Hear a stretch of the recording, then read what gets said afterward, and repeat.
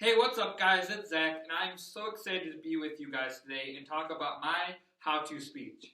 After going through a bunch of different topics about what I could speak on, I realized that I didn't want to do something that I wasn't passionate about because I felt like I could teach something a lot better if I was passionate about it. So, after looking through many topics, I realized that I want to do mine on spoken word because that's something that I love to do.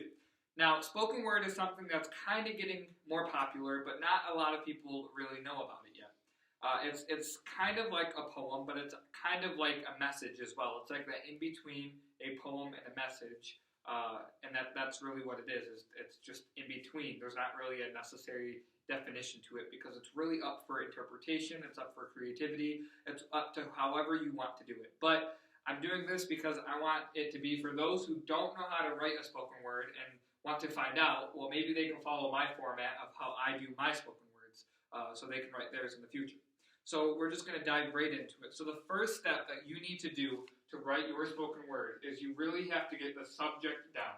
So you have to find out a subject, something you're passionate about, and you really need to have it. I always put my subjects above my words because it's like always looking back up at it. I can always see that this is what I'm trying to get at. This is what I'm trying to get to. This is my goal. And I can see that as I'm writing, I can look up and see what I'm still writing about so I don't get off on some sort of tangent or anything like that. So the first thing you need to do is get your subject down. So for example, today we're going to do corrupt politicians because that's something that a lot of people can get passionate about. So corrupt politicians. The second step is you really need to get your first line down. And this is pretty tricky. It's not very easy to get the first line down. In school, they teach us when we're writing that if you can't think of the first line, skip it and come back. In spoken word, you got to get that first line down because if you don't have that first line down, you're really going to be lost for everything after it. So my first line here is, "Here I stand, a man, unbothered by your policies." And because I feel like that really correlates with the subject super well. I'm saying policies, I'm saying I'm unbothered by what your policies are, and I really feel like if I look at this first line, and I look at my subject, then I can see that they both correlate. So after you get your first line down, the second step is you really need to figure out word placement. And word placement is super important. And by word placement, I mean words that have similar kind of rhymes. It may not necessarily rhyme, but they still have the same rhythm. So for my second line, I wrote, "and beliefs determining how I should live." So if you notice here, I used policies and I used beliefs because they have the same kind of rhythm to them. So when I say it together, it says, "Here I stand, a man, unbothered by your policies and beliefs determining how I should live." So when I say that, it doesn't necessarily rhyme completely, but it has the same rhythm, and it kind of follows that same poetic ideology. So after you get that second line down, then you really got to work on your rhyme scheme. And rhyme scheme is up for the writer to determine how long they want it to be. By rhyme scheme, I mean you have to decide how many lines you want the same rhythm to rhyme. So policies and beliefs rhyme. So I want it to rhyme for two more lines. So this line and this line are both going to rhyme with policies and beliefs. And like I said, they may not be exact rhymes, but the words have to follow the same rhythm. So for example, "Here I stand, a man, unbothered by your policies and beliefs determining how I should live. I do not care about your politics or anything. I am as free as a house with no ceiling." So if you see there, anything and ceiling work with policies and beliefs. They follow that same sort of rhythm, even though they don't fully rhyme. And that's okay. So that's my rhyme scheme. My rhyme scheme is 4 lines. Okay? After you have your rhyme scheme down, and it depends on how long you really want it to be, it's for the writer to determine, then you have to do what I call a break line. And that's just kind of a word that I may have made up, but what I think really describes what it is.